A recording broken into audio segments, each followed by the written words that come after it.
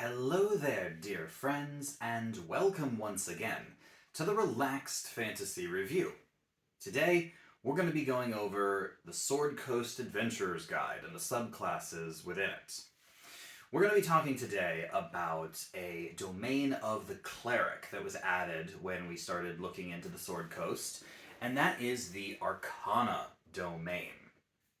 The Arcana domain clerics really try to bridge the gap between the arcane spellcasters, like the wizard, and the divine caster that is the cleric itself.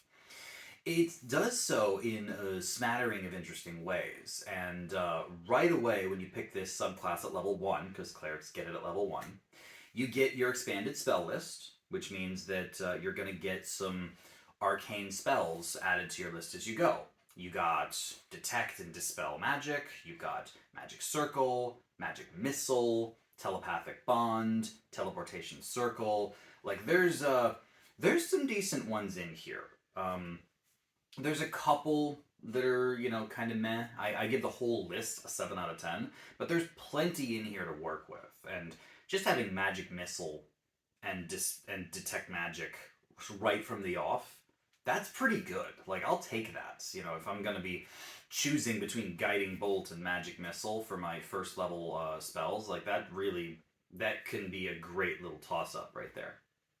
The other thing you get is Arcane Initiate, which adds the proficiency in the Arcana skill, which makes sense, and you get to add 2 cantrips from the wizard spell list to your cleric cantrips. And they count as cleric cantrips. This is one of the only ways in the game to get the cantrips that are attacking cantrips, like Firebolts, or Ray of Frost, or Shocking Grasp, or the spells that are very elemental in nature that the divine casters don't typically get. Typically, divine casters have to lean into Sacred Flame, or Toll the Dead, or something like that to do their cantrip damage, and those are all saving throw based. Once you get into attack roll cantrips, it really boosts up your cantrip's power. I say this is a 9 out of 10 ability. I mean, it's just a pair of cantrips, but I would much rather be throwing out Firebolts than Sacred Flames, if it was up to me. Now, at level 2, you get your Channel Divinity, and it's called Arcane Abduration. And Arcane Abduration is a turn ability. It does the same thing Turn Undead does, except it applies to Celestials and Fiends and Fae and Elementals, so creatures from other realms of existence. Not bad at all, but there's actually a little extra bit that at 5th level, when you start using your Channel Divinity, it can have a banishing effect. There's a table with CR ratings, like at level 5, it's CR 1/2 or lower, and it goes up over time. But when they fail a saving throw, they become banished if they're not from the realm you're in, if they're not in their home realm.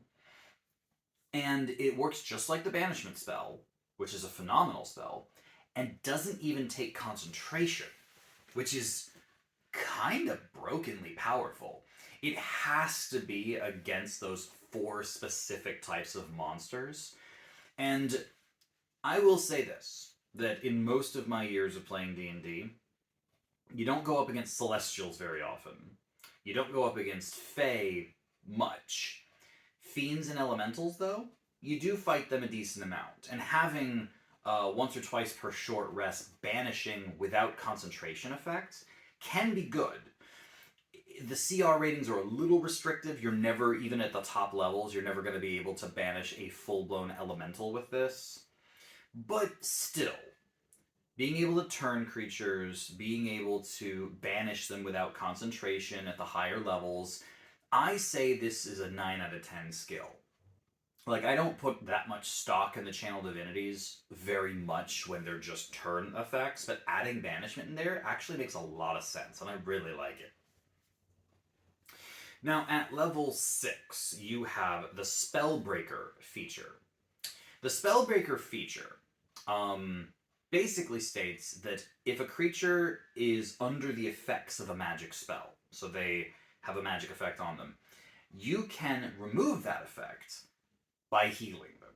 Basically, if you use a spell that restores hit points to a creature, so you healing word, you cure wounds, whatever, it also removes a magical effect. So this is, I mean, you get Dispel Magic by this point anyway, added to your spell list. So what this is basically doing is saving you the 3rd level spell slot.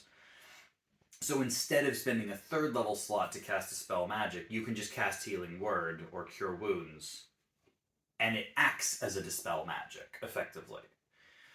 I say this is okay. Like, if you didn't get Dispel Magic automatically, it would be better, because it's basically giving that to you, but they already gave it to you. And yes, spending a 1st level slot instead of a 3rd level slot is something. It shouldn't be ignored. I say this is 7 out of 10.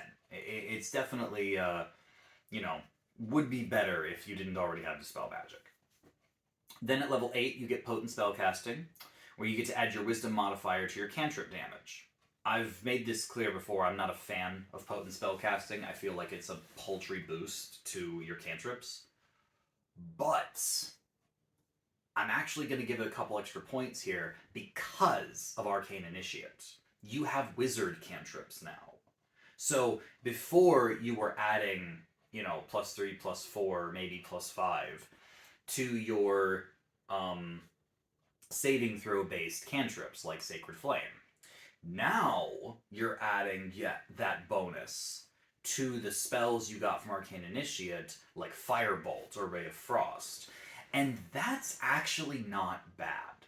Adding a couple points of guaranteed damage to a 1d10 or 1d8 cantrip, that evens out that little imbalance between weapon fighting and cantrips. It's always been a weird thing for me that weapon users, when they use swords, axes, bows, whatever, that they get the weapon damage and then their ability score modifier, strength or dexterity. So there's like a minimum amount. Even with something as small as a dagger, if you roll your d4, but you have a +4 to your dexterity, that means that you're doing a minimum of 5 damage, no matter what.